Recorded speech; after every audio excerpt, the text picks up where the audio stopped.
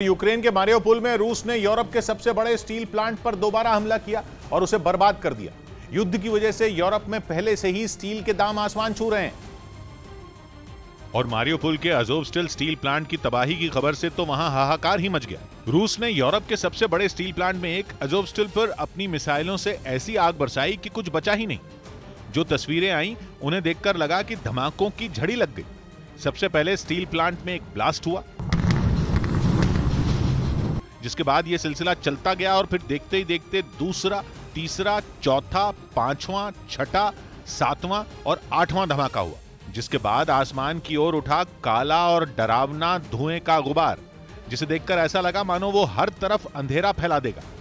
इस प्लांट की बर्बादी ने यूक्रेन की अर्थव्यवस्था की कमर बुरी तरह तोड़ दी और इसके तबाह होने से पर्यावरण को भी नुकसान पहुंचा। यही नहीं, कहा जा रहा है कि इस प्लांट की बर्बादी से स्टील के दामों में रिकॉर्ड बढ़ोतरी हो गई। रूस की सेना मारियोपोल पर लगातार बम बरसा रही है। और मारियोपोल के अज़ोवस्टल स्टील प्लांट पर तो उसने 2 बार हमला किया, जिसका एक वीडियो भी सामने आया। करीब 1 मिनट के इस वीडियो में स्टील प्लांट के अंदर से जगह जगह धुआं निकलता दिखा। इन तस्वीरों में बीच बीच में कान के पर्दे फाड़ देने वाली धमाकों की आवाज भी सुनाई दी।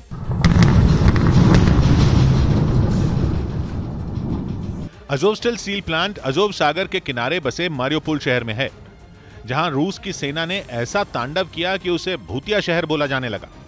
कीव में अमेरिकी दूतावास की ओर से किए गए ट्वीट में तो यह तक लिख दिया गया कि मारियोपोल एक भूतिया शहर बन चुका है, क्योंकि एक बेहद खूबसूरत शहर 80% बर्बाद हो चुका है, जिसमें 40% हिस्सा ऐसा है जिसे दोबारा बना पाना करीब करीब नामुमकिन माना जा रहा है।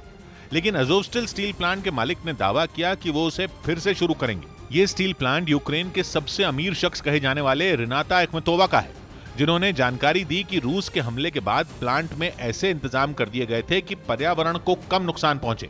लेकिन रूस के हमले में इस प्लांट को नुकसान पहुंचने से यूरोप में स्टील के दाम जबरदस्त बढ़ोतरी हो सकती है, क्योंकि रूस को सबक सिखाने के लिए यूरोप के कई देशों ने वहां से स्टील आयात पर रोक लगा दी थी। लेकिन अब रूस ने यूक्रेन के अज़ोवस्टल स्टील प्लांट को बर्बाद कर दिया है, यानी कि यूरोप के देशों को स्टील मिलने का एक बड़ा जरिया बंद हो चुका है। युद्ध से पहले रूस और यूक्रेन यूरोप के देशों को हर साल करीब 4.5 करोड़ टन स्टील का निर्यात करते थे। अकेले रूस से यूरोप को 1.5 करोड़ टन स्टील का निर्यात होता। लेकिन अब यूरोप के देशों को न रूस से और न यूक्रेन से स्टील मिल पाएगा, जिसकी वजह से वहां स्टील के दाम आसमान छू रहे हैं। दावा किया गया है कि 24 फरवरी के बाद से यूरोप में स्टील का दाम 27% तक बढ़ चुका है।